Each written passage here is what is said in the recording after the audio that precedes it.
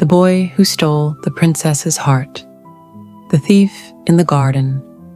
Under the cover of darkness, a thin boy with torn clothes slipped over the palace wall.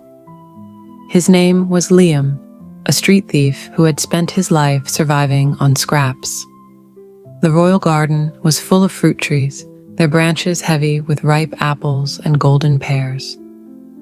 Liam's stomach ached with hunger, and his fingers trembled as he reached up to pluck an apple. Just as he took a bite, a soft voice spoke behind him. "You're not supposed to be here." Liam spun around, his heart pounding. In front of him stood a girl in a silver dress, her dark hair flowing like silk. She looked no older than him, perhaps 16, but her face was smooth, untouched by hardship. The princess. Liam's first instinct was to run, but something in her eyes made him stop. There was no anger, no fear, just curiosity. "Are you here to steal?" she asked. Liam swallowed hard. Lying to a princess was dangerous, but he had nothing left to lose. "I was just hungry." Instead of calling the guards, the princess sighed. "I wish I could do that." Liam frowned. "Do what?" She gestured toward the garden. "Take what I want. Go wherever I want. Live without rules." Liam almost laughed. "You're a princess. You can do anything." She shook her head. "That's what you think. My life is not my own." There was sadness in her voice, a loneliness Liam recognized. He had spent his whole life alone, but he never imagined a princess could feel the same. After a pause, she whispered, "Teach me." Liam blinked. "Teach you what?" "How to live like you." The secret escape. Over the next few weeks, the Princess Isla met Liam in the gardens every night. She asked endless questions about life outside the palace. What does the market smell like? Do people dance in the streets? How does it feel to be free? One night, she surprised him. "Take me with you." Liam's eyes widened. "Are you crazy? You'll be caught in minutes." But Isla was determined. "You said you sneak into the city all the time. If you can do it, so can I." Liam sighed. It was a terrible idea, but something about Isla, the way she longed to see the world, reminded him of himself. So, against his better judgment, he agreed. The hidden truth. Liam led Isla through secret alleys and darkened streets, where music and laughter filled the air.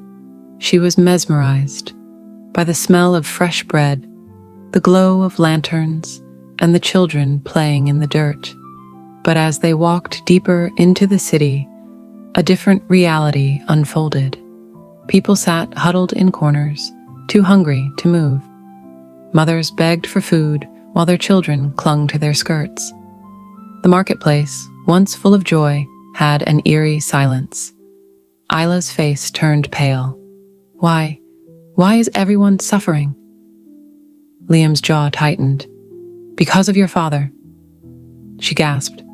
That's not true. Liam stared at her. You live in a golden cage, princess. You don't see what happens outside. Your father raises taxes, and people starve. The guards take whatever they want. The rich get richer, and we get nothing. Isla felt like the ground had disappeared beneath her. She had always been told that her father was a wise and kind king. But how could that be true if his people were suffering? Her whole life had been a lie. The betrayal. Determined to find the truth, Isla returned to the palace. She went through her father's royal records, and what she found shattered her heart. Her father wasn't just raising taxes. He was stealing from the people. The nobles lived in luxury, while the commoners suffered. Isla's hands trembled as she read the reports of land stolen, families destroyed, innocent men thrown in prison. She had to do something. But before she could act, her father's guards stormed into her chamber. Princess Isla, You are under arrest for treason." Her breath caught in her throat. "What? No, I was only—" "Silence," one of the guards shouted. "The king knows of your meetings with the street boy." They had been watching her all along.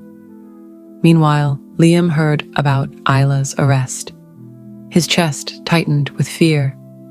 If the king declared her a traitor, she would never be seen again. He had only one choice. Sneaking back into the palace, Liam found Isla locked in the dungeon. She was bruised but unbroken. "I have a plan," he whispered through the bars, "but you have to trust me." That night, with help from the palace servants, who were just as tired of the king's cruelty, Liam set the palace on fire.